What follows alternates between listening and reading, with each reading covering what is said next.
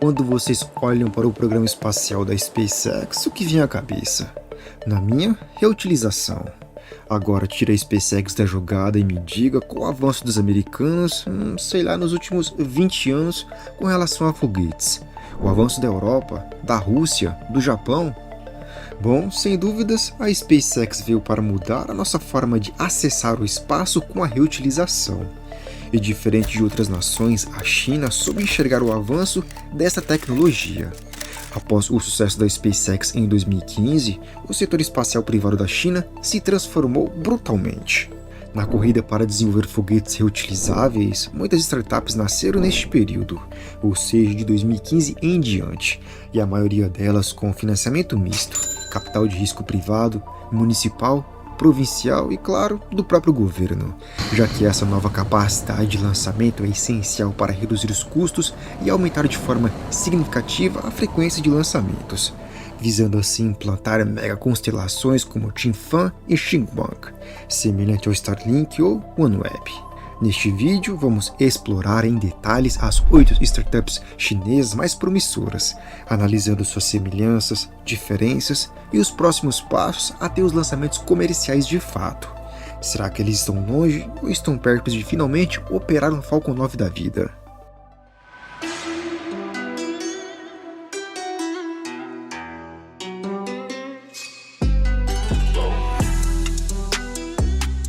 As 8 empresas chinesas mais promissoras na área de foguetes reutilizáveis são Landspace, A-Space, Galactic Energy, Cass Space, Space Pioneer, Orion Space, Deep Blue Aerospace e SAST, sendo que esta última é o braço da agência espacial chinesa.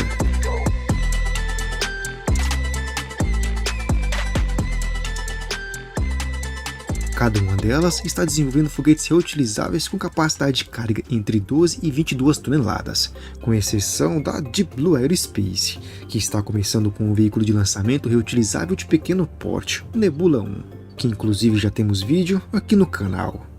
Em termos de tecnologia, elas seguem abordagens bem parecidas. A maioria adota uma arquitetura de 2 estágios, semelhante ao Falcon 9.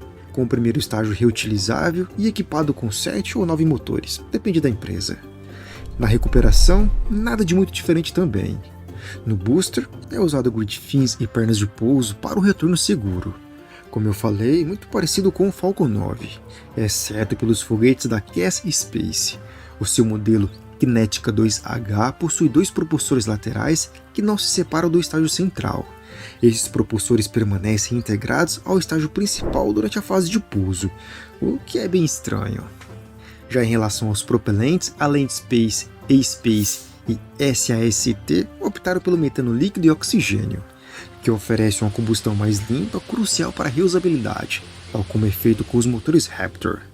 Já a Galactic Energy, Cass Space, Orion Space, Space Pioneer e Deep Blue Aerospace preferem a combinação mais tradicional de querosene RP1 e oxigênio líquido, sendo essa uma combinação já consagrada e é utilizada há mais de meio século em motores de foguetes. Todas essas startups utilizam motores de ciclo gerador de gás aberto, uma arquitetura menos eficiente, mas simples, o que facilita o reaproveitamento dos motores. Em sua maioria, essas empresas desenvolvem internamente os seus próprios motores, principalmente devido à pouca disponibilidade de fornecedores, já que este setor está na fase inicial do programa comercial espacial chinês. Com o amadurecimento nos últimos 5 anos, 2 fabricantes comerciais de motores surgiram. E alguns projetos recentes como o da SAST e da Cass Space agora compram os motores prontos, e isso agiliza muito o desenvolvimento dos foguetes. Tá aí uma boa ideia para o Brasil copiar, hein? Produzir foguetes custa caro, reutilizáveis então nem se fala, exige muita grana. Boa parte do financiamento vem de fundos de capital de risco, mas depender somente desse tipo de capital tem limites. Por isso, das 8 empresas chinesas de foguetes, 7 já geram receita regular com o lançamento de pequenos foguetes descartáveis, desenvolvidos separadamente e que já estão em operação. 2 desses modelos utilizam combustível líquido, enquanto que os demais são movidos a combustível sólido. deixando a SAST de lado, que produz os foguetes Long March e atua em um segmento bem distinto. A quantidade anual de lançamentos desses pequenos foguetes descartáveis ainda é baixa. No entanto, a Galactic Energy se destaca das outras, com uma quantidade considerável de lançamentos do seu modelo Series 1, sendo ele um pequeno lançador muito parecido com o Electron da Rocket Lab.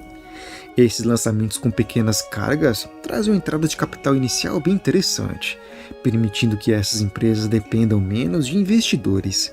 Apesar disso, esses pequenos foguetes atendem um mercado relativamente limitado.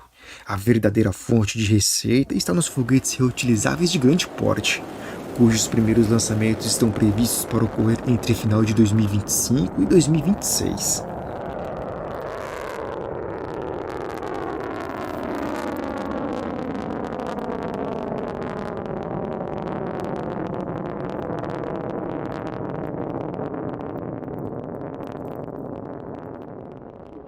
Seguindo um caminho parecido com o da SpaceX, as startups chinesas desenvolveram seus próprios VTOL.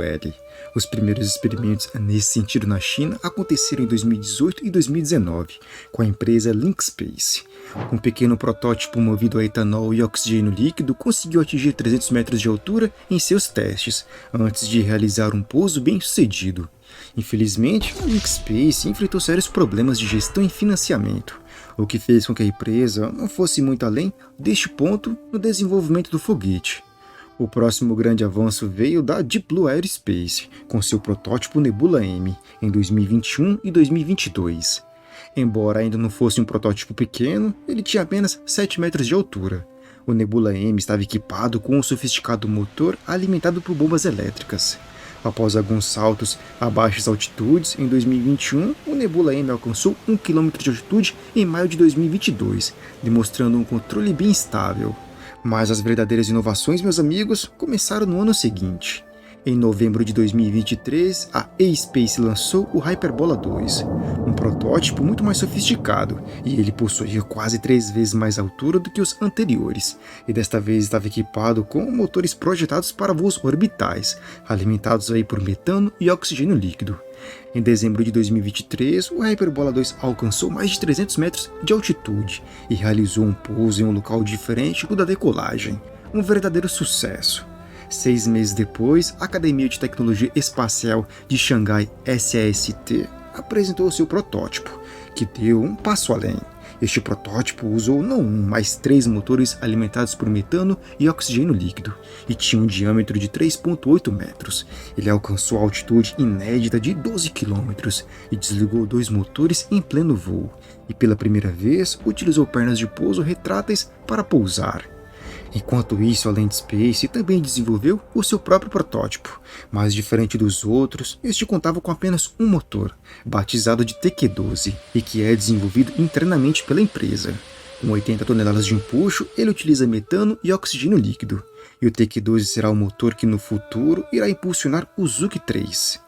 A Land Space é uma das startups mais jovens na China a desenvolver foguetes, mas mesmo assim o seu protótipo fez a sua estreia em janeiro de 2024 e um segundo voo em setembro do mesmo ano.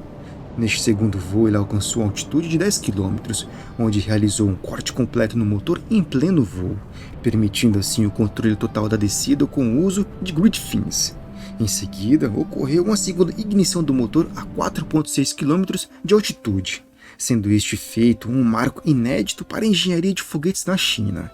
Vale ressaltar que este protótipo é construído com aço inoxidável, um material que a Land Space vem dominando e pretende utilizar na versão final do projeto, o Zhuge 3. E por fim, meus amigos, há apenas algumas semanas, no final de setembro, a Deep Blue Aerospace testou o primeiro estágio do foguete Nebula 1. Este não era apenas mais um protótipo, tratava-se de uma versão de produção real do primeiro estágio do foguete. Bom, não vou entrar muito em detalhes, porque já tem vídeo exclusivo sobre este teste aqui no canal. Clica aqui no card em cima e assiste depois. Bom, só para resumir, 10 dos 11 objetivos pretendidos foram alcançados com sucesso. O último objetivo era realizar um pouso suave, mas isso não aconteceu como planejado, devido a um erro no controle de velocidade terminal, resultando em uma explosão.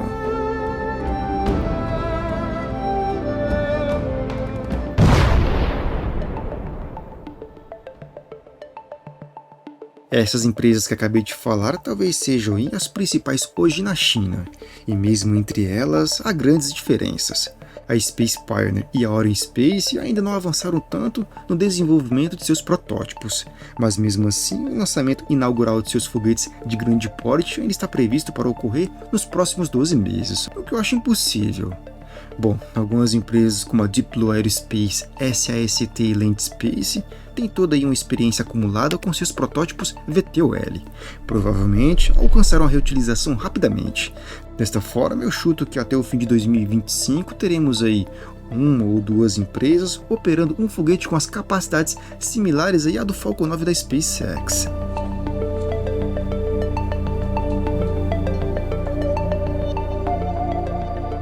Três startups de 8? Bom, não é necessariamente algo negativo. Construir foguetes reutilizáveis é certamente uma façanha impressionante e que atrairia muita atenção internacional. Os próprios americanos, fora a SpaceX, claro, não possuem tal tecnologia. Estamos vendo aí a Blue Origin tentar com o New Glenn. E antes que vocês me falem, o New Shepard não é um foguete orbital. Quando olhamos aí para a Europa, para a Rússia ou Japão, não vemos nada no horizonte com relação à reutilização. O governo chinês está barbando para lançar aí as suas próprias mega constelações de satélites, para quem sabe ser uma sombra aos Starlinks da SpaceX. A startup que conseguir pegar os primeiros contratos com certeza sairá na frente em ganho de receita. Por isso o setor comercial de lançamentos na China é tão disputado e tem tantas empresas. Se vocês me perguntassem, eu apostaria na Land Space a conseguir este feito, mas deixa aí nos comentários em qual vocês apostam. Não esquece do like e de compartilhar este vídeo com um amigo que gosta deste assunto. E aqui no card final tem um vídeo da Deep Blue Aerospace. Clica aí e já te vejo na sequência. Tamo junto!